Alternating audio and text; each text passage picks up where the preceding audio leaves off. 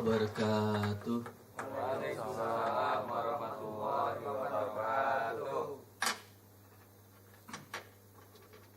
Pertama-tama saya ucapkan kepada hadirin hadirat Majelis Taklim SKI Indosat dan Mogot, yaitu jazakumullah atas kehadirannya. Dan sebelumnya kita panjatkan puji dan syukur kehadirat Allah Subhanahu wa taala, dan juga selawat dan salam kepada junjungan Nabi besar Muhammad sallallahu alaihi wasallam, begitu juga para sahabat dan keluarganya yang mana mengantarkan kita dari alam yang gelap menuju alam yang terang benderang ini. Selawat dan salam sebelumnya saya mengaturkan Allahumma sholli ala Muhammad wa ala ali Muhammad kama sholaita ala Ibrahim wa ala ali Ibrahim wa barik wa salim innaka hamidum majid. Rabbi sholli sodri wa yassirli amri wahlul uqdata min lisani yafqahu qawli. Hadirin hadirat Majelis Taklim SKI dan Mogot yang kami hormati, terlebih dahulu kami hormati yaitu Yang Mulia Bapak Ustadz Zulfikarullah, Sarjana Ekonomi, yang telah hadir pada kesempatan ini di depan kita. Ada beberapa susunan yang ingin kami sampaikan, yaitu pembukaan. Yang kedua, tema hari ini mengenai karakter iman dan aplikasi kesehariannya. Selanjutnya nanti ada tanya jawab 10 menit terakhir dan ditutup. Baiklah, sebelum acara ini dimulai, kita mengucapkan basmalah. Bismillahirrahmanirrahim. Baiklah, untuk mempersingkat waktu pada kesempatan hari ini yang berbahagia, kita dengarkan dari Ustadz Zulfikarullah, Sarjana Ekonomi, mengenai karakter iman dan aplikasi kesehariannya. Waktu dan tempat kami persilakan.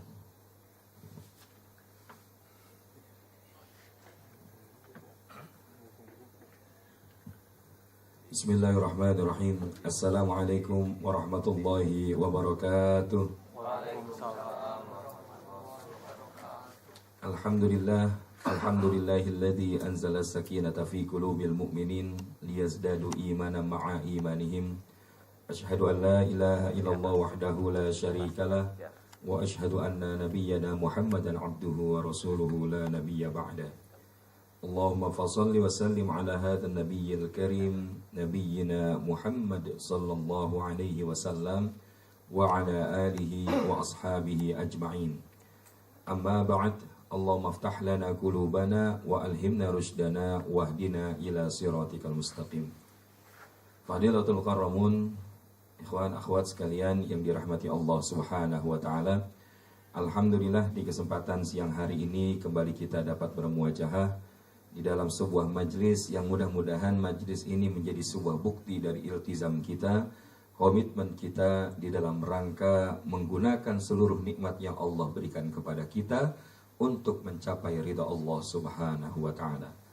Sehingga ketika kita berada di tempat kerja, bukan hanya saja kita bekerja memenuhi kewajiban kita, bukan hanya saja bekerja di dalam rangka menggapai nafkah ataupun mendapatkan penghasilan yang kita cari, namun juga kita menginginkan bahwa bekerja kita adalah di antara sarana kita di dalam rangka beribadah kepada Allah Subhanahu wa taala.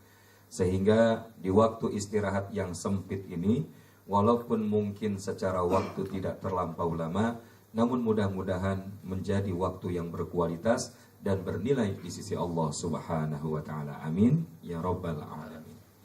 Salawat dan salam semoga senantiasa tercurah kepada sebaik-baik qudwah Nabi besar Muhammad sallallahu alaihi wasallam beserta dengan segenap para sahabat, keluarga, dan mudah-mudahan sampai kepada kita umatnya yang istiqamah di dalam mengamalkan sunnah beliau hingga akhir hayat kita nanti. Wa ba'd, bagaimana kabarnya Bapak Ibu pada siang hari ini? Alhamdulillah. Walaupun tanggalnya bukan tanggal muda lagi, tapi mudah-mudahan spirit alhamdulillah ada di setiap tanggal. Setuju? Biarpun usianya sudah nggak muda lagi, tapi kita tetap patut mengisi hari-hari kita dengan semangat seorang yang muda. Setuju? Sehingga kalau sudah berkumpul yang namanya hamasatus syabab, maka adalah menjadi sebuah kekuatan bagi pribadi mukmin ketika diiringi dengan hikmatus syuyukh. Sebuah semangat anak muda yang diiringi dengan kebijaksanaan orang tua. Karena apa yang kita katakan berbeda belum tentu itu baik. Tapi yang sudah terbaik pasti dia melakukan yang berbeda. Oleh karena itu kita ingin, walaupun mungkin hari ini ada sebagian adik-adik kita atau mungkin generasi yang saat ini mengenyam pendidikan menengah atas telah menyelesaikan ujian negara mereka. Walaupun belum ketahuan hasilnya, tapi mereka sebagian sudah berfoya-foya, bagaimana mereka mencoret-coret baju mereka. Padahal belum tentu apa yang mereka lakukan mendapatkan hasil yang terbaik. Maka ini yang kita katakan berbeda belum tentu baik. Tapi insya Allah kalau kita menjadi pribadi yang terbaik, maka insya Allah pasti dia akan melakukan sesuatu yang berbeda. Dan mudah-mudahan yang dimaksudkan kelompok yang terbaik ini adalah antum, ikhwan, akhwat, mas dan mbak yang hadir pada kajian kita siang hari ini. Amin. Di saat yang lain di waktu istirahat asik main games, maka antum hari ini mau bersusah payah datang ke majelis ini, betul? Di saat yang lain mungkin waktu istirahat cari tempat rebahan, tapi di sini antum alhamdulillah nggak ada yang merebah, Bahkan semuanya kelihatan matanya berbinar-binar penuh semangat, seakan-akan ngaji setengah jam kurang ustaz, kalau bisa 2 jam sekalian. Subhan. Karena kalau kita sudah punya hamasatus syabab, maka inilah yang bahkan seorang Bung Karno pahami. Berikan aku 10 orang pemuda, maka akan aku goncang dunia. Maka kalau kita hari ini mengambil idiom daripada kalimat yang disampaikan Bung Karno, berikan kidi Indosat dan Mogot itu 20 orang pemuda, insya Allah akan mengguncang semua yang ada di Daan Mogot ini. Amin ya Rabbal. Ya nggak apa-apa versi lebay dikit ya. Karena yang penting kita punya semangat dan keyakinan. Karena kalau hari ini kita sudah tidak pernah punya semangat dan tidak punya keyakinan, maka bukan tidak mungkin kita akan mendapatkan hasil yang lebih buruk dari apa yang kita persangkakan. Oleh karena itu semangat tidak bisa berdiri sendiri. Maka bagaimana semangat ini perlu diiringi dengan yang namanya hikmatus syuyukh. Kebijaksanaan mereka orang-orang yang sudah lebih tua. Maka hari ini kalau kita katakan, di manakah kita bisa mendapatkan profil-profil mereka yang punya semangat muda tapi kebijaksanaan orang tua? Salah satunya di antara generasi sahabat radhiyallahu ajma'in, kita akan mendapatinya dalam pribadi Abdullah ibnu Abbas radhiyallahu anhu. Beliau usia 7 tahun sudah hafal Al-Quran. 9 tahun menggenapkan 10 secara menyeluruh 30 juz. Usia 11 tahun sudah menjadi imam di antara sahabat-sahabat lain yang lebih lanjut usianya. Bahkan usia 13 tahun sudah menjadi faqih, menjadi seorang yang faham akan ilmu agama, walaupun di luar sana ataupun di sekelilingnya banyak sahabat-sahabat lain yang lebih lanjut usianya. Maknanya apa? Maknanya walaupun seorang Abdullah ibnu Abbas radhiyallahu anhu ini usianya muda, tapi dia menjadi rujukan bagi sahabat lain yang usianya jauh lebih tua. Demikian juga seorang Usama bin Zaid. Usianya barulah 17 tahun di saat Nabi SAW berada dalam sakratul maut. Dan ketika Nabi mengamanahkan kepemimpinan perang terhadap Usama bin Zaid, maka usia Usama bin Zaid pada saat itu barulah 17 tahun. Tapi yang menjadi pasukan dari Usama bin Zaid ada Sayyidina Abu Bakar Siddiq radhiyallahu anhu, ada Sayyidina Umar ibn Khattab radhiyallahu anhu, dan banyak sahabat-sahabat besar dan juga yang lebih lanjut usianya dibandingkan beliau. Pertanyaannya, apa yang kemudian kita bisa ambil hikmahnya dari dua kisah tersebut? Maka usia ternyata bukan menjadi sebuah ukuran bahwa kalau kita mau soleh nunggu tua dulu. Kalau kita mau taat kepada Allah nunggu pensiun dulu. Atau kalau kita rajin ngaji nunggu statusnya pindah dari yang kontrak jadi tetap dulu. Kalau di sini insya Allah semuanya kan udah tetap. Alhamdulillah. Ya. Paling tidak tetap kontrak, betul, ya kan? Ya, masalah nanti kemudian tetap, tapi kalau misalkan kemudian penghasilannya sebagaimana orang kontrak, lebih baik kontrak tapi penghasilan tetap kontrak, ya kan? Ala kulli hal, ikhwatu fillah rahimakumullah, maka disinilah yang kita katakan, usia kita nggak ada yang tahu seberapa banyak atau seberapa lama Allah akan memberikan waktu kepada kita. Tapi kalau kita hari ini menghabiskan waktu di dalam waktu-waktu yang tidak mendatangkan manfaat di sisi Allah, maka inilah orang-orang yang rugi. Dan orang-orang yang tidak merugi, pengecualian yang Allah berikan ada di dalam 4 tempat. Yaitu ketika kita membaca akhir suratul Asr, yang pertama adalah Allah sebutkan illalladzina amanu wa amilus shalihat. Yaitu mereka orang yang beriman dan beramal soleh. Dan bukan hanya saja kesolehan individu yang kita miliki, tapi juga Allah menegaskan tawasau bil haq wa tawasau bis sabr. Saling menasehati dalam kebenaran dan saling menasehati dalam kesabaran. Insya Allah hari ini kita akan bahas tentang iman. Dan di antara ciri daripada iman, dia akan selalu digandengkan dengan amal soleh. Nggak mungkin orang ngaku beriman kalau dia nggak beramal. Dan orang yang beramal belum tentu dia beriman. Ma'asyiral hadirun, begitupun tawasau bil haq wa tawasau bis sabr. Saling menasehati kebaikan dan saling menasehati dengan kesabaran. Orang saling menasehati dengan kebaikan banyak atau sedikit? Banyak atau sedikit? Banyak. Tapi saling menasehati kebaikan dengan sabar banyak apa sedikit? Maka walaupun insya Allah yang hadir hari ini ada kurang lebih 100 orang, kurang sedikit ya. Maka mudah-mudahan kalau kita karena sudah biasa, maka tidak menjadi sebuah hal yang menjadi kekecewaan. Tapi kita kadang-kadang khawatir kalau ada guru-guru kita, ustadz-ustadz lainnya yang sampai silaturahim ke sini, bahkan beliau datang sudah sebelum zuhur, bahkan tetap saja mulainya jam 12:45 ya. Tapi alhamdulillah kita sekarang sudah maju lebih sedikit. Tadi kita mulai 12:30 kurang 14 ya. Atau 12:30 kurang 16. Ma'asyiral hadirin yang dirahmati Allah. Oleh karenanya, kalau kita tidak ingin menjadi pribadi yang merugi, maka kita seyogianya memiliki kunci keimanan yang benar. Sehingga dengannya, insya Allah kita menjadi bagian dari orang-orang yang mendapatkan kemenangan. Bagaimana mungkin orang beriman dijamin menang? Buka surat Al-Mu'minun ayat 1 sampai dengan 11. Qad aflahal mu'minun alladzina hum fi salatihim khashi'un walladzina hum 'anil lagwi mu'ridun, dan seterusnya. Maka beruntunglah, maka sukseslah orang-orang yang menang, yaitu orang-orang yang beriman. Siapa mereka orang yang beriman? Mereka yang salatnya khusyuk, mereka yang tidak menggunakan waktunya untuk hal yang sia-sia. Maka ma'asyiral hadirin yang dirahmati Allah, kalau kita bicara definisi iman, para ulama mengatakan al-imanu tasdiqu biqalbi wa iqrarun bil lisan wal amalu bil arkan.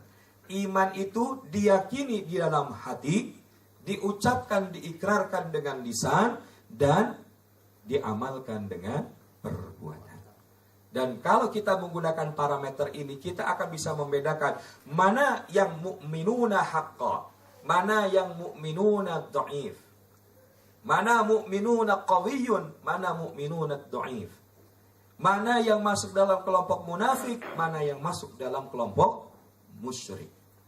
Dan orang yang memiliki imanul kamil, iman yang sempurna, adalah ketika dia ada 3 aspek tadi di dalam dirinya.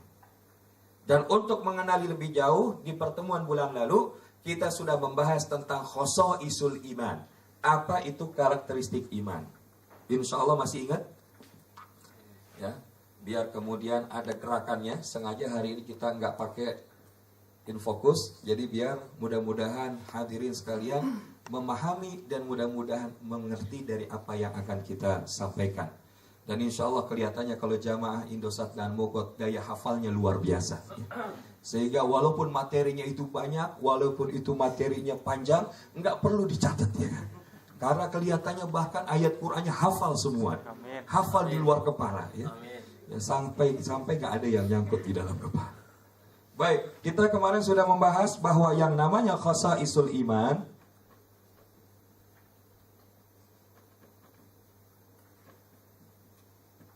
ini ada berapa perkara? Atau yang kita sebut dengan karakteristik iman ya. Khasais, ciri-ciri ataupun karakteristik iman. Yang pertama adalah al-istijabatu lillahi war rasul. Ya.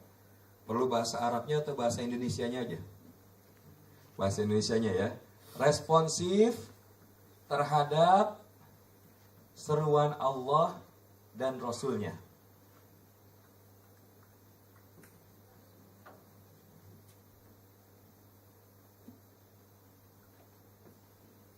Jadi kalau sudah ada panggilan dari Allah dan Rasulnya, maka mereka mengatakan generasi terbaik sebelum kita hari ini sam'an wa ta'atan.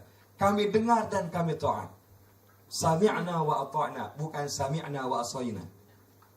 Bro, ini ustadznya udah nyampe. Iya, tunggu setengah jam lagi menjelang doa ntar ane datang. Ya, kadang-kadang ada yang seperti itu, tapi insya Allah di sini mah nggak ada yang model begitu. Ya. Bahkan sebelum ustadznya datang, dia datang setengah jam lebih dulu, insya Allah. Nah, itu mengikuti bagaimana potret ulama salaf. Karena yang namanya Imam Bukhari, kalau dia nyari ilmu, dia nggak nunggu gurunya datang. Kalau perlu dia datangin gurunya walaupun harus jalan sekian ratus mil. Ma'asyiral hadirun, responsif terhadap seruan Allah dan Rasulnya. Ini sudah kita bahas. Yang kedua adalah bagaimana ciri ataupun karakteristik iman adalah memiliki hati yang tergetar. Atau wajalal qulub, hati yang senantiasa tergetar.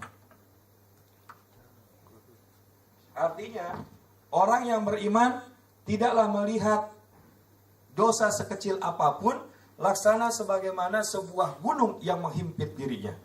Tapi sebaliknya, mereka orang-orang yang durhaka tidaklah melihat dosa yang banyak kecuali sebagaimana seekor lalat yang hinggap di depan hidungnya kemudian dikibaskan dengan tangannya. Maka hati yang tergetar ini adalah merupakan ciri orang yang memiliki keimanan. Dan ini juga sudah kita bahas di pertemuan sebelumnya. Yang berikutnya, yang namanya khasaisul iman, selain dia memiliki istijabatu lillahi war rasul, hati yang tergetar atau wajalal qulub, maka dia memiliki yang namanya tawakkul 'ala Allah. Tawakalnya hanya kepada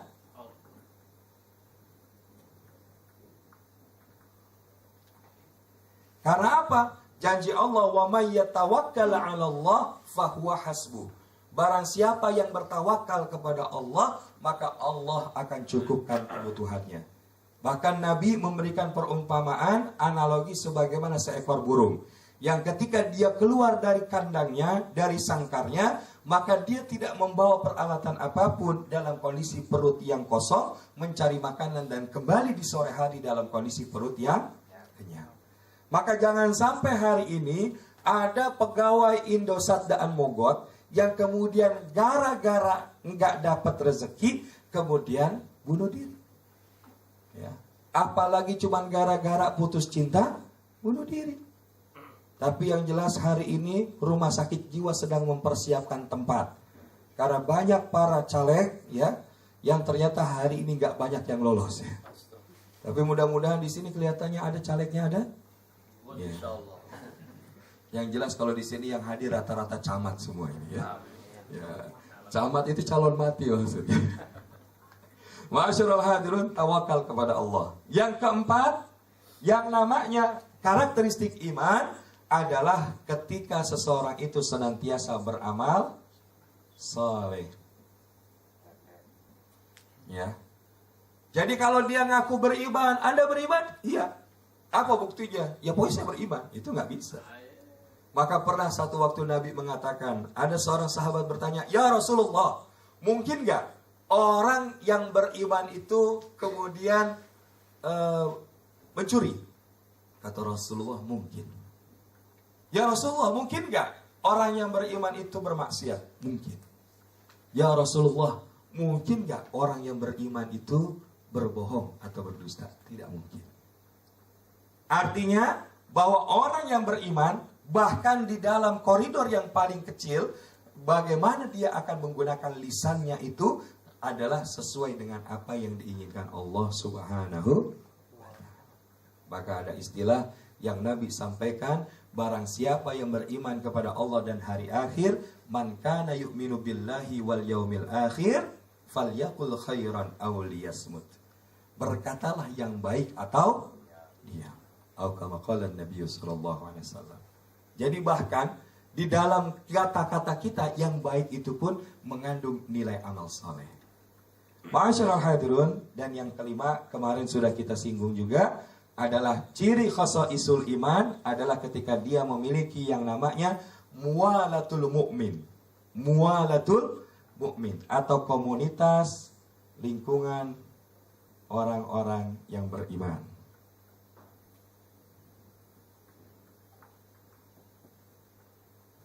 Ya. Maka ini adalah 5 khasaisul iman yang sudah kita sampaikan di pertemuan sebelumnya. Dan yang namanya orang beriman akan klop dengan orang beriman lainnya. Kenapa? Mereka sadar innamal mu'minuna ikhwah. Setiap orang yang beriman hakikatnya adalah bersaudara. Maka ma'asyiral hadirun yang dirahmati Allah, kalau kita sudah tahu khasaisul iman, maka hari ini kita ingin tahu bahwa iman itu kan kadang-kadang tidak seperti garis lurus seperti ini, betul? Iman kita satu waktu dalam kondisi seperti ini, betul? Kalau sekarang kira-kira dalam kondisi yang seperti ini atau di sini? Ya lagi naik, ya.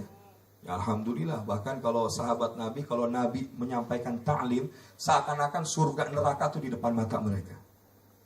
Dan satu waktu yang lain terkadang mohon maaf, yang namanya iman kita juga bisa mengalami ya fluktuasi. Ya, kalau di sini kita berarti posisinya lagi naik, kalau di sini posisi kita lagi turun. Cuman masalahnya kita berharap kalau turun jangan turun sebanyak ini. Karena kadang-kadang ngangkat lagi paling ngangkatnya segini, ya. Udah gitu turun lagi, turun, ya. Akhirnya lama-lama makin terperosok.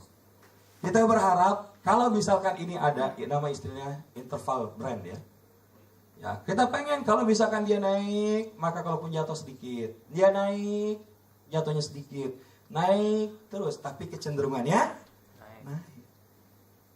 Nah, kalau kita sekarang tahu bahwa kita ingin posisi yang A dan kita tidak ingin posisi yang B, maka kita perlu tahu apa yang menyebabkan iman kita melemah.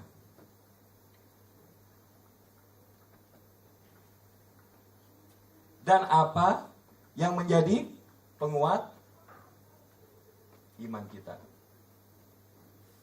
Sampai di sini bisa diikuti? Ya. Kalau begitu, sekarang kita akan coba bahas kepada yang kita khawatirkan lebih dulu. Bagaimana kita mengetahui apa saja yang menjadi penyebab lemahnya iman. Dan yang menjadi penyebab daripada lemahnya iman, ini ada beberapa poin. Yang pertama adalah perlemahan akhlak. Ya. Yang pertama ada perlemahan akhlak. Maksudnya bagaimana? Yang namanya seseorang manusia ketika berperilaku, ini dikatakan Imam Syafi'i rahimahullah sebagaimana ketika kita menuangkan air ke dalam gelas dari sebuah poci.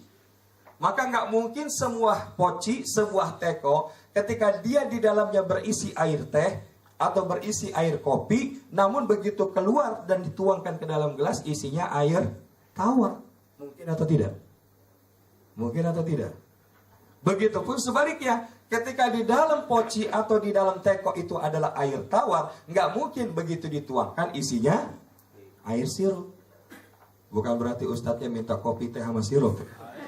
Tapi paling tidak yang ingin kami sampaikan, bahwa air itu adalah akhlak kita. Poci, teko itulah adalah hati dan iman kita. Nggak mungkin seseorang berakhlak yang baik kecuali dia memiliki hati yang baik, iman yang baik. Maka di antara ungkapan para hukama, bahwa kalau kalian ingin melihat seseorang itu imannya baik atau tidak, lihatlah akhlaknya. Lihatlah akhlaknya. Bahkan satu hadis Nabi yang lain mengatakan bahwa khairukum, sebaik-baik di antara kalian, man tala umruhu, siapa yang panjang usianya dan kemudian dia baik akhlaknya. Wa hasanul khuluq, dan dia memiliki akhlak yang baik. Atau kama qala Nabi sallallahu alaihi wasallam. Maka hari ini kalau usia kita, mungkin kalau lihat dari depan ini usianya rata-rata 20-an, 25 ya. Lebih-lebih dikit ya. Ya, maka insya Allah jangan sampai 20-25 tahun ternyata akhlak kita nggak berubah-berubah. Masih seperti akhlak kita waktu sekolah. Masih akhlak kita sebagaimana kuliah. Karena kita sekarang sudah siap untuk masuk ke dalam episode kehidupan kita yang lebih bertanggung jawab dan lebih menunjukkan nilai-nilai keimanan di sisi Allah Subhanahu wa ta'ala. Dan kita tidak ingin jadi seseorang yang dikatakan Nabi itu muflis. Siapa itu muflis? Bukan nama orang ya. Karena muflis ini beda dengan mukhlis. Kalau mukhlis orang yang ikhlas. Kalau muflis adalah orang yang bangkrut, rugi. Ibaratnya udah jatuh ketimpa tangga, masuk ke selokan. Ya pokoknya banyak dah ya, pokoknya begitu ya. Intinya rugi banget. Maksudnya bagaimana ketika Nabi ditanya oleh para sahabat, maka kemudian Nabi menjawab bahwa orang yang dikatakan muflis di dalam kalangan umatku adalah ketika mereka datang pada hari kiamat membawa pahala sholatnya. Tapi kemudian begitu dia akan diarahkan Allah Subhanahu wa ta'ala menuju surganya Allah, maka ternyata dikatakan dia waktu di dunia suka memaki ini, suka menuduh ini, suka mengambil haknya dan lain sebagainya. Hingga akhirnya kemudian dia habis dan tidak mendapatkan apa-apa di sisi Allah.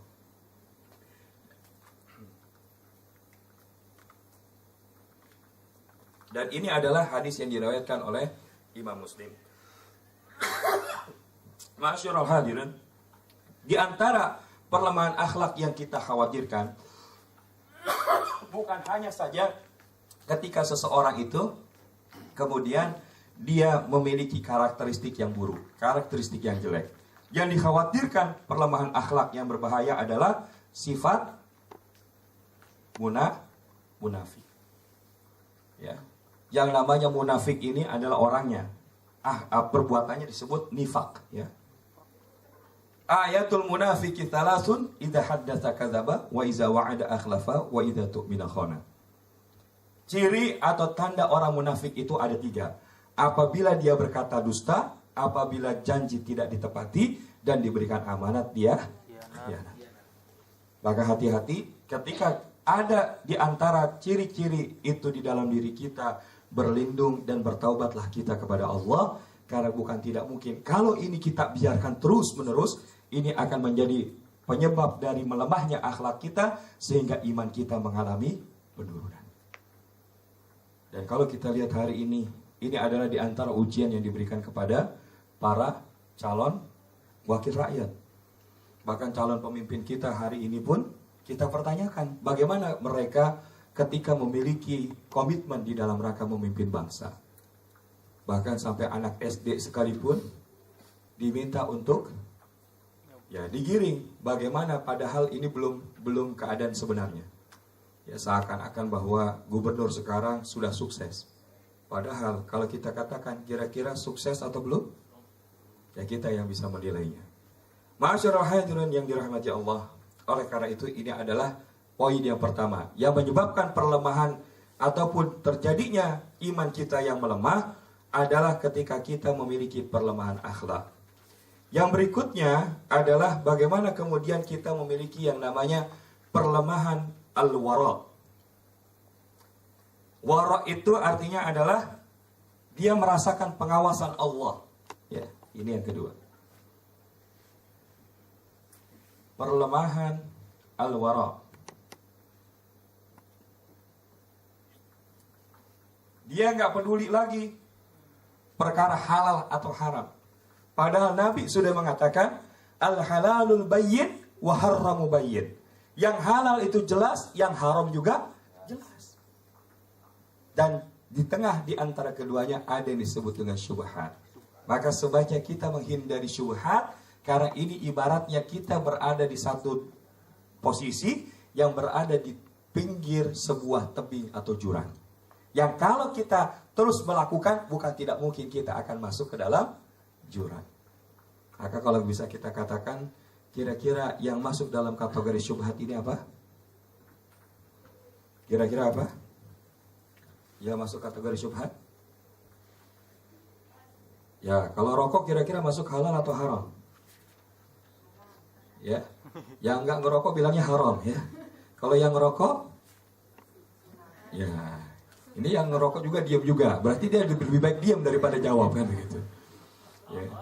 Tapi ala kulli hal, kenapa kita katakan ketika kita membiasakan dengan hal yang syubhat, bukan tidak mungkin akan terbuka hal yang haram, dan itu tidak dirasakan berat bagi mereka yang sudah biasa melakukan hal yang syubhat.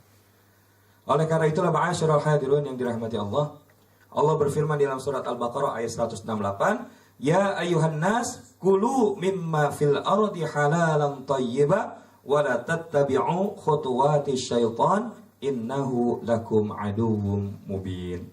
Wahai manusia, makanlah yang halal lagi baik dari apa yang terdapat di bumi. Maka ma'asyiral hadirun, jangan sampai kita itu menjadi orang-orang yang tidak mempedulikan halal maupun haram ya. Karena ini ternyata pengaruhnya besar.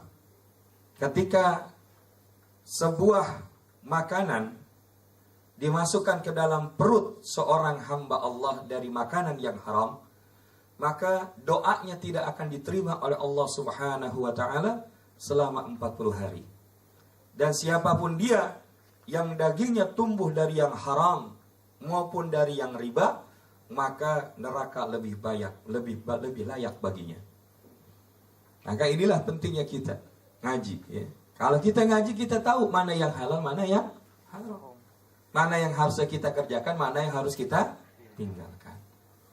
Sehingga kalau kita lihat bagaimana contoh Abu Bakar Siddiq radhiyallahu anhu, pernah satu saat dia dikasih makanan sama khadimahnya. Begitu dia makan tuh sama khadimah, khadimahnya nanya, wahai Amirul Mukminin, ente nggak nanya ini makanan dari mana? Emang dia dari mana? Kata Amirul Mukminin. Maka dijawab oleh khadimahnya, dulu saya itu pernah dimintai sebuah pandangan terhadap sebuah permasalahan dengan menggunakan ilmu ramalan bintang. Lalu maka saya sampaikan apa yang saya tahu. Kemudian dan hari ini saya diantaranya diberikan hidangan oleh mereka, dan itulah yang saya hidangkan kepada Anda sekarang. Maka apa yang dilakukan oleh seorang Abu Bakar Siddiq radhiyallahu anhu, maka karena dia takut terhadap pengawasan Allah, maka dia congkel ya dengan menggunakan telunjuknya kepada bagian kerongkongan supaya kemudian makanan yang dia sudah makan tadi untuk dimuntahkan. Kira-kira kalau kita model sekarang ada nggak yang begini? Kita jalan-jalan di luar negeri, jalan ke luar negeri dapat hadiah dari perusahaan. Ya dilala kita pas di jamu makan, kita nggak tahu bahwa itu makanan adalah makanan yang haram. Tapi begitu kita udah selesai dikasih tahu, itu tuh sebetulnya makanan yang nggak boleh tuh di dalam ajaran Islam. Terus kata kita bilangnya gimana? Kira-kira ada nggak yang nyolok sampai ke rongkongannya? Ya kan paling Allah Maha tahu. Tadi kan saya nggak tahu. Kita terlalu memudahkan. Ya. Kalau kita mau aman tanya aja dulu. Ya. Termasuk kalau kita belanja, kita tanya. Iya. Ya. Yang namanya seorang penjual ketika dia jual hewan potongan, kita tanya nih dipotongnya baca bismillah kagak, kan begitu. Karena sesuatu yang halal bisa jadi haram ketika dilakukan sesuatu yang tidak memenuhi prasyarat. Begitu juga makanan kita. Nah, ma'asyiral hadirin yang dirahmati Allah, ya sebenarnya banyak kisah ya. Ada juga kisah Umar bin Khattab ketika lagi jalan ke Mekah, ketemu nih sama orang lagi gembalain kambing. Begitu dikata Umar bin Khattab, udah bang, jual aja nih kambing. Wah kagak bisa, ini kambing punya tuan saya. Tuan abang kan kagak ngeliat, biar saya bayar 2 kali lipat. Kalau model kita dijual apa kagak? Kalau bisa 3 kali lipat, insya Allah saya lepaskan. Tapi kemudian apa yang dia katakan? Walaupun tuan saya nggak ngeliat, tapi Allah Tuhannya Umar dan Tuhannya saya pasti dia. Itu Sayyidina Umar nangis. Kemudian dia bilang, "Bang, emang yang punya abang siapa? Yang majikan abang siapa? Biar saya ketemu dah." Ya udah ketemu ke kota. Begitu sampai di kota, ternyata maka penggembala kambing tadi yang sudah menjadi seorang budak dari seorang majikan dibebaskan, dibayarkan haknya, sehingga kemudian dia bisa menjadi manusia yang merdeka karena keimanannya kepada Allah. Masyaallah hadirun, oleh karena itu kalau kita lihat sebenarnya masih banyak poin-poin lain ya, tapi karena waktu kita agak terbatas, maka setidaknya kalau kita ingin tambahkan 3 hal lain, ya ini sekilas saja. Yang pertama adalah perlemahan akhlak, yang kedua perlemahan al-wara. Yang ketiga yang bisa melemahkan iman kita adalah terbuai gemerlap dunia atau ta'thur di dunia. Maka para sahabat tuh nggak ada ya tipikal mereka yang terbuai dengan gemerlap dunia. Kalaupun ada itu jadi pelajaran. Contohnya pada saat kapan? Perang Uhud. Ya, karena sudah dibilang pasukan pemanah jangan turun, tapi ternyata Khalid bin Walid yang saat itu masih berada dalam pasukan kaum musyrikin punya strategi. Dan ketika mereka perang, seakan-akan mereka kalah, meninggalkan ghanimah. Begitu mereka kemudian turun di pasukan pemanah, ternyata balik lagi pasukan musuh dan akhirnya umat Islam mendapatkan kekalahan. Maka hari ini, kalau kita sebagai seorang mukmin terbuai dengan gemerlap dunia, maka bukan tidak mungkin ini adalah salah satu celah daripada iman kita yang melemah. Orang kalau udah hidupnya tujuannya dunia, dia nggak peduli sama orang yang lain. Yang penting saya happy, keluarga saya puas, dan anak cucu keturunan saya bahagia. Padahal apa yang dia lakukan semata-mata tidak untuk dia, tapi kelak akan dipertanggungjawabkan di hadapan Allah. Maka Nabi pernah lewat dalam sebuah kesempatan ada bangkai, ya bangkai kambing. Kira-kira ada yang mau nggak nih? Ya Nabi kalau model kayak begini saya nggak mau. Ya udah jadi bangkai. Maka begitulah perumpamaan dunia bagi orang-orang yang beriman. Bukan berarti kita nggak boleh menguasai dunia, kuasai dunia, tapi jangan masukkan itu di dalam hati kita. Makanya doanya, ya Allah letakkan dunia di tangan kami, tapi jangan kau letakkan dunia di dalam hati kami. Maka inilah yang dikatakan oleh Kaisar Romawi. Bagaimana mungkin kita bisa mengalahkan daripada pasukan muslimin, mereka yang maju ke medan perang mencintai kematian, sebagaimana pasukan kita mencintai kehidupan. Masyaallah hadirin, yang keempat adalah takut nggak dapat rezeki. Takut tidak memperoleh rezeki. Al-khauf ala rizq. Ya. Pada rezeki Allah yang ngatur. Hari ini kalau bonus belum turun, bukan nggak mungkin menjelang bulan Agustus insya Allah pasti turun. Iya, itu kan bonus THR ya. Ya minimal THR ya nggak. Jangan cuma gara-gara bonus nggak turun, setengah hari network bermasalah. Ya. Ya, tapi ini bukan terjadi di sini, itu mungkin lembaga yang lain ya. Takut nggak punya rezeki. Pada rezeki siapa yang jamin? Allah. Yang penting domain kita upaya, usaha. Dia ngaji maksimal setengah 2, tinggal 2 menit lagi ya kan. Maka selepas itu kerja lagi, semangat lagi. Insya Allah nggak akan kemana kalau emang udah rezeki kita. Kalau kita lagi seret rezekinya, mungkin Allah lagi pengen nguji sampai seberapa jauh kita sabar. Kalau Allah buka tuh semua, kalau Allah dibuka tuh semua, ya Allah ya Karim, jangan sampai juga kita lupa. Maka biasa aja kalau lagi gak punya rezeki atau lagi punya rezeki, biasa-biasa aja ya. Makanya kayak teman-teman walaupun tanggal tua tanggal muda nggak ada masalah, tanggal muda semua Ustaz ya. Jadi kalau masih kotak infak, insya Allah nggak akan sama dengan ngasih ke toilet umum ya. Ya kalau misalkan kita ke toilet berapa kita kasih? Jangan sampai ada kotak infak dimasukin. Berarti dia kalau masukin kotak infak 2.000, maka artinya dia pengen. Ya silahkan dijawab sendiri ya. Yang terakhir, ma'asyiral hadirun, adalah ma'asi. maksiat. Maka maksiat sekecil apapun, maka ini akan menyebabkan iman kita melemah. Apakah kita bohong? Apakah kita melihat yang bukan milik kita? Apalagi kita mengambil hak yang bukan punya kita. Maka oleh karena itulah, ma'asyarul hadirun yang dirahmati Allah, yang namanya maksiat ketika dia dilakukan terus-menerus akan semakin besar dampak kelumpuhan iman yang dimiliki olehnya. Sehingga ketika dia gemar berbuat dosa, Hasan Al-Basri kemudian mengatakan, apabila dosa itu terus-menerus dilakukan, hati akan menjadi buta.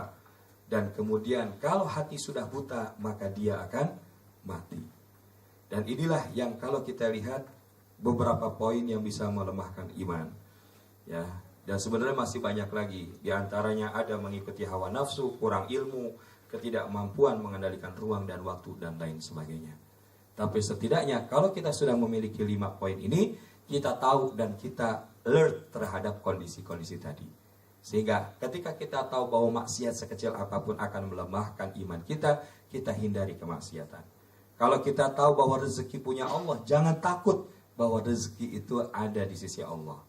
Kalau kita tahu bahwa bagaimana perlemahan akhlak, perlemahan daripada rasa pengawasan Allah ini melemahkan iman, kita kuatkan akhlak kita, kita baguskan akhlak kita, kita perkuat pengawasan Allah, dan juga bagaimana kita tidak kemudian menjadi orang-orang yang terbuai dengan gemerlap dunia. Walaupun kita mampu bisa beli mobil Alphard, ya, nggak perlu kemudian sekiranya kalau sekarang masih menjomblo punya mobil Alphard. Ya, paling nggak perbanyak kalau yang pengen punya Alphard dengan Al-Fatihah, ya kan? Oleh karena itulah ma'asyarul hadirun yang dirahmati Allah, ya, nikmat dunia cuma sementara, tapi nikmat akhirat pasti hakiki. Maka mudah-mudahan hari ini yang kita lakukan semata-mata karena Allah, semoga Allah berikan balasan yang terbaik. Kalau hari ini kita punya pasangan, maka mudah-mudahan pasangan kita menjadi bidadari kita bukan hanya di dunia tapi juga di akhirat nanti. Kalau kita punya anak, maka kita pengen anak-anak kita juga bisa bersama-sama di surganya Allah. Kalau kita punya rumah, maka mudah-mudahan rumah yang lebih luas menanti kita di surganya Allah. Sehingga kalau kita punya opini dan perspektif yang seperti demikian, maka insya Allah inilah diantara salah satu kiat agar kita menguatkan iman yang kita miliki. Dan lebih jauh tentang bagaimana kiat menguatkan iman, insya Allah ada satu pertemuan lagi, yaitu pertemuan di bulan yang akan datang. Kita akan lihat bagaimana supaya iman kita kuat. Kita udah kenal iman kita tahu yang menyebabkan lemah iman kita, ada beberapa poin. Maka kita pengen tahu bagaimana sih kita menguatkan iman kita. Mau? Insya Allah kita berjumpa di bulan yang akan datang. Mudah-mudahan bisa lebih banyak lagi yang hadir. Bahkan kalau perlu diajak teman sebelah cube-nya, atasannya, bahkan yang jaga di kantin boleh diajak, ya. Ini kita ketemu di jalan aja kita ajak ini, ya. Alhamdulillah, ya, walaupun beliau mungkin punya jam tugas, ya, tapi alhamdulillah, ya, Pak Bambang diberikan kemudahan. Hadanallahu wa iyyakum ajmain. Ana kembalikan lagi kepada moderator yang bertugas. Al-haqqu marbik falatakum dan minal mumtarin. Wabillahi taufiq wal hidayah. Wassalamualaikum warahmatullahi wabarakatuh. Jazakumullah khairan kasiran kepada Bapak Ustadz Zulfikarullah, Sarjana Ekonomi. Hadirin hadirat rahimakumullah, barusan saja kita mendengar mengenai tentang karakter iman dan aplikasi kesehariannya. Beliau memberikan beberapa poin begitu indah, begitu sejuknya keimanan kita. Bagaimana kita harus mengantisipasi barometer kita, mengetahui kelemahan keimanan kita. Ada beberapa poin yang tadi beliau sampaikan, 5 poin. Sebelumnya beliau mengulas juga tentang karakteristik iman. Ada 5 poin juga beliau sampaikan kepada hadirin hadirat, sehingga menjadikan suatu pedoman hidup kita sebagai umat Nabi besar Muhammad Sallallahu Alaihi Wasallam. Terutama saya pribadi sebagai moderator yang ditugaskan, dipercayakan, walaupun jantung saya berdetak-detak, saya mengakui sendiri ini pertama kali, tapi karena ini ada dorongan kuat dari teman, terutama dari doa dari Bapak Ustadz sendiri nih. Subhanallah, alhamdulillah, wa la ilaha illallah, wallahu akbar. Baiklah, untuk mempersingkat waktu mungkin sudah tidak sabar lagi kami persilakan untuk jamaah Majelis Taklim SKI Indosat, mungkin ada yang mau tanya, dipersilakan. Mau nambahkan juga boleh, kata beliau. Ada?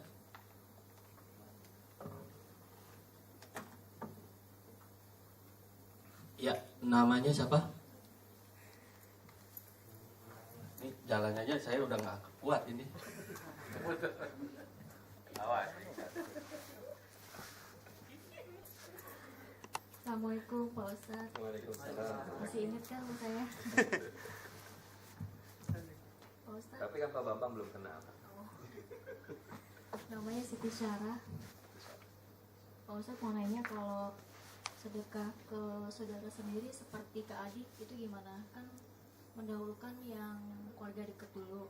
Apakah itu termasuk sedekah atau seperti infak gitu? Itu saja. Terima kasih. Assalamualaikum. Ya, jazakumullah dari Siti Sarah. Langsung saja dijawab oleh beliau. Bismillahirrahmanirrahim. Perkara sedekah, infak, kemudian zakat, ini adalah satu sumber. Dan sumber itu adalah ketika Allah Subhanahu wa taala menyampaikan dalam sebuah firman-Nya dalam surat At-Taubah, "Khudz min amwalihim shadaqah." Ambillah daripada mereka sedekah. Cuma sedekah ini kemudian oleh para ulama dibagi lagi, karena sedekah ini masih sebuah a big picture, ya. Gambaran besar tentang bentuk ibadah maliyah, ibadah harta kita. Dan sedekah ini tidak ada aturan yang mengikat. Mau dikasih dalam bentuk materi boleh, enggak dalam bentuk materi juga enggak apa-apa. Contoh, tabassum li akhika sedekah. Senyum terhadap saudaramu adalah sedekah, ya. Bahkan termasuk bagi yang suami istri, insya Allah berhubungan pun dianggap sebagai sedekah. Ini yang paling kenceng ngomongnya, banyak sedekah ini. Ya, ini contoh sedekah. Ya, jadi bukan hanya saja non materi, tapi juga materi. Mau ngasih berapapun jumlahnya, berapapun kepada siapapun, silakan. Termasuk mau saudara kita, mau orang lain di luar kita, silakan. Itu namanya sedekah. Selama diniatkan untuk Allah. Artinya kalau saya memberikan ini, semoga Allah memberikan balasan terbaik dari apa yang saya lakukan. Nah, kemudian setelah dari kita berbicara sedekah, yang berikutnya ada yang namanya infak. Infak ini bunderan lebih kecil daripada, nah ini perlu digambar ya. Jadi kalau misalkan kita ibaratkan dalam bentuk lingkaran, ya. Ini adalah sedekah. Ya.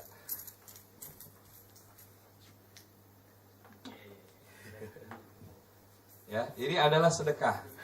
Ya. Oke. Yang berikutnya ada yang lebih kecil lagi. Nah, inilah yang disebut dengan infak. Infak itu bentuknya materi, bukan non materi, dan tujuannya adalah semata-mata karena Allah. Contoh, kalau kita mau bangun masjid, nggak mungkin, Pak, saya mau nyumbang mau nyumbang infak berupa senyuman. Kagak jadi tuh masjid, ya kan?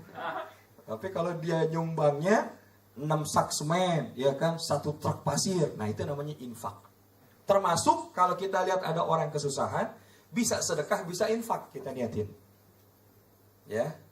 Dan ini sekali lagi tidak ada aturan yang baku selama diniatkan hanya kepada Allah.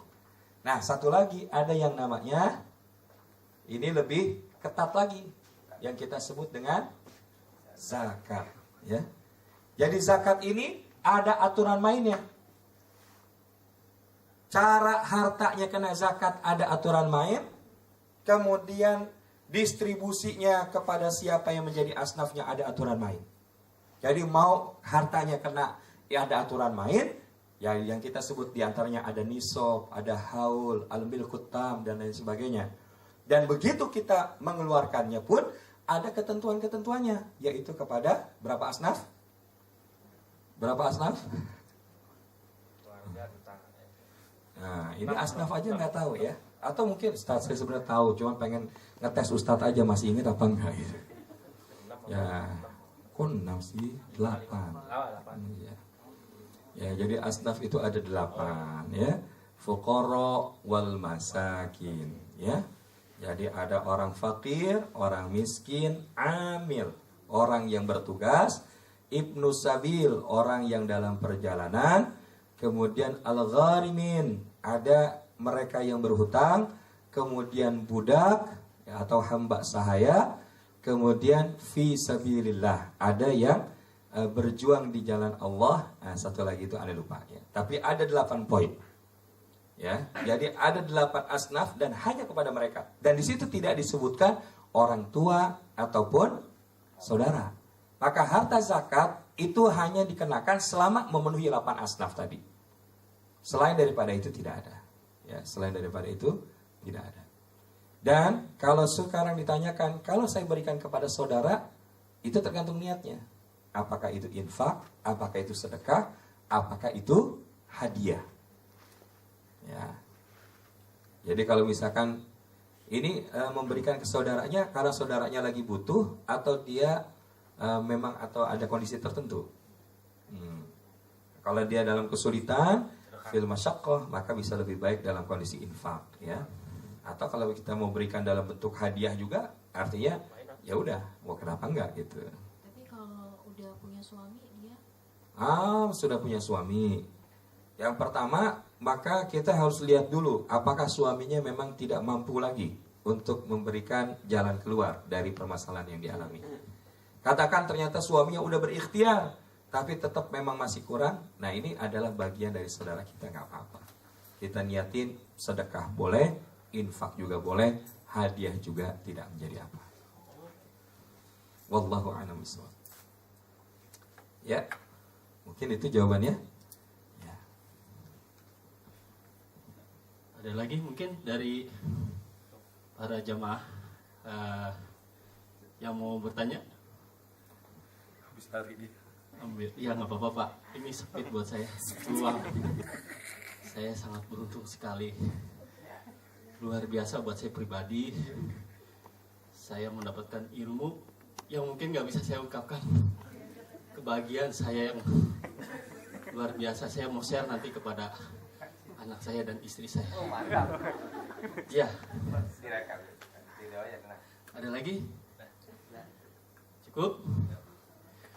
Baiklah, untuk hadirin hadirat sidang SKI dan Mogot yang kami hormati, cukup luar biasa.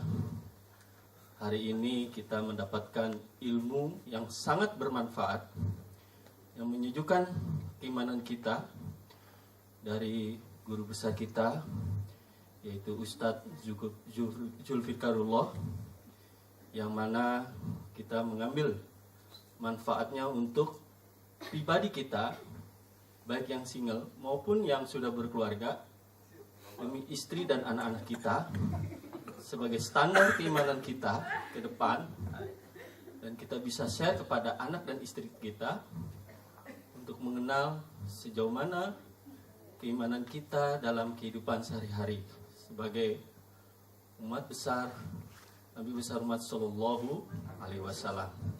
Subhanallah walhamdulillah wala ilaha illallah wallahu akbar. Saya ucapkan jazakumullah pada kesempatan hari ini.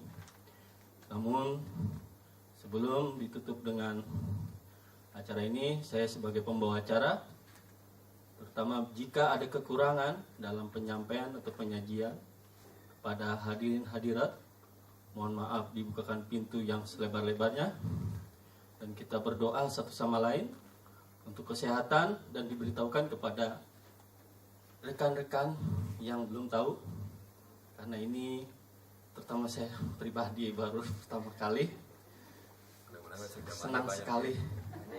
Senang sekali saya Minggu depan bisa lagi kok. Mungkin kalau istri saya lihat ke sini tersenyum kali. Ini Ini Pak Ustadz, saya direkam apa? aduh, saya gimana ya? Saya pernah jadi penceramah juga dijebak oleh istri saya. Tapi ini yang pertama kali juga oleh Pak Hendrik. Tapi saya apresiasi buat beliau. Positive thinking saya. Nanti besok yang jebak ya gantian ya. Insya Allah lah. Saya kalaupun disempat yang dibilang beliau samina watona untuk standar keimanan saya pribadi. Saya sangat bersyukur kepada Allah Subhanahu wa taala. Baiklah, saya serahkan untuk mungkin mau ditutup dengan beliau ya. Salam. Baiklah, saya tutup dengan wabillahi taufik wal hidayah. Wassalamualaikum warahmatullahi wabarakatuh.